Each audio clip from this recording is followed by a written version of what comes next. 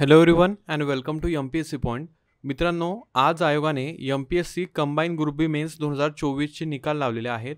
यामध्ये कोणत्या पदाचे निकाल आहेत व पुढची प्रोसेस काय असणार आहे, तसेच काय जवळपास कट ऑफ गेलेले आहेत, किती गेलेले आहेत, हे सर्व काही आपण या व्हिडिओमध्ये कव्हर करणार आहोत. चला तर आजच्या व्हिडिओला सुरुवात करूया.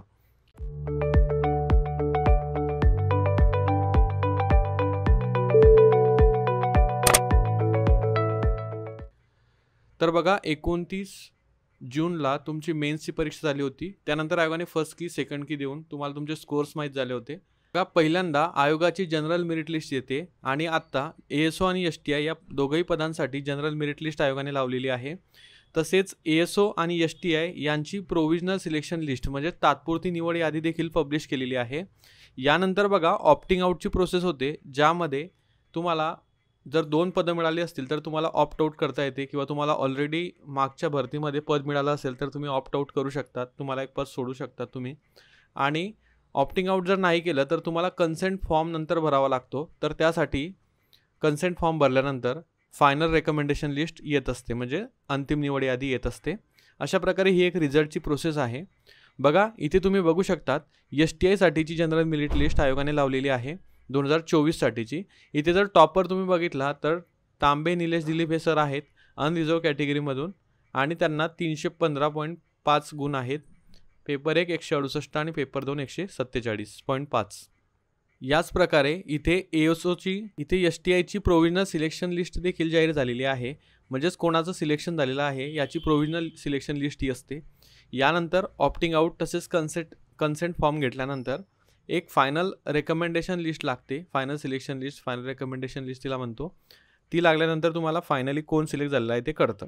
बघा, आता मेन गोष्ट म्हणजे आयोगाने ASO आणि STI दोघांच्या जनरल मेरिट लिस्ट पब्लिश केल्या आणि त्यांचे प्रोव्हिजनल रिझल्ट देखील पब्लिश केले. पण या रिझल्टमध्ये रिपिटेशन आहे. सर्व कॅन्डिडेट जे टॉपर्स आहेत त्यांचं रिपिटेशन असतं. त्यामुळेच आयोग हे ऑप्टिंग आउट आणि कन्सेंटचे फॉर्म घेत असतं. त्यामुळे सर्वांना न्याय मिळतो. बघा, आयोगाचं एक प्रसिद्धीपत्रक आजच आलेलं आहे. त्यामध्ये आयोगाने सर्व क्लिअर केलेलं आहे. तर तुम्ही म्हणाल PSIचं केव्हा लागेल, तर बघा, यांची प्रोसेस जी आहे ती झाल्यानंतरच PSIचं जे ग्राउंडसाठी लिस्ट येते ती जाहीर होत असते आयोगाद्वारा. कारण कट ऑफ्स खाली यायला पाहिजे आणि PSI पदाला मॅक्झिमम मुलं ग्राउंडसाठी घेता यावी, हाच एक उद्देश असतो. MPSC ग्रुप बी मुख्य परीक्षामधील ASO आणि STIची 209 पदं होती, ASOची 55 पदे होती. तर त्याची गुणवत्ता यादी व तात्पुरती निवड यादी म्हणजे प्रोव्हिजनल सिलेक्शन लिस्ट आयोगाने प्रसिद्ध केलेली आहे. महत्त्वाची गोष्ट म्हणजे बघा, तुम्हाला पोस्ट प्रेफरन्स द्यायची आहे किंवा ऑप्टिंग आउट करायचं आहे 17 सप्टेंबरपासून तर 23 सप्टेंबरपर्यंत, म्हणजे 17 ते 23 या दिवसामध्ये तुम्हाला ऑप्टिंग आउट आणि पोस्ट प्रेफरन्स द्यायचं आहे. आणि या ऑप्टिंग आउट नंतर किंवा पोस्ट प्रेफरन्स दिल्यानंतर सुधारित तात्पुरती निवड यादी प्रसिद्ध करण्यात येईल. म्हणजे याच्यानंतर देखील एक तात्पुरती निवड यादी येईल आणि त्यातून नंतर सुधारित जी तात्पुरती यादी असेल त्यामध्ये जे कॅन्डिडेट्स एकापेक्षा जास्त संवर्गासाठी म्हणजे पदासाठी निवडले जातील तर त्यांच्याकडून फर्स्ट चॉईस घेण्याबाबत कन्सेंट घेण्यात येईल. म्हणजे त्यांना कोणतं पद डेफिनेटली हवं आहे हे त्यांच्याकडून घेतलं जातं, जसं की मागच्या वर्षी पण घेतलं होतं. आणि त्यानुसार सुधारित अंतिम शिफारस यादी प्रसिद्ध केली जाते. मग या अंतिम शिफारस यादीमध्ये कट ऑफ्स हे थोडे खाली येतात आणि जास्त मुलांना सिलेक्शन मिळतं. कारण इथे जर तुम्ही लिस्ट बघाल STIची प्रोव्हिजनल सिलेक्शन लिस्ट आणि ASOची, यामध्ये सर्व कॅन्डिडेट्स जवळपास सेम आहेत, मॅक्झिमम कॅन्डिडेट्स. त्यामुळे याच्या खाली जे आहेत कट ऑफपेक्षा सध्याच्या कट ऑफनुसार, तर त्यांचं देखील सिलेक्शन होण्याचे चान्सेस असतात. त्यामुळे जे जवळपास असतील त्यांनी चिंता करू नका, तुम्हाला पोस्ट मिळेल. आणि यांनी जे मार्क्स मिळवलेले आहेत मित्रांनो, ते खूप मेहनतीने हे मार्क्स मिळवलेले आहेत.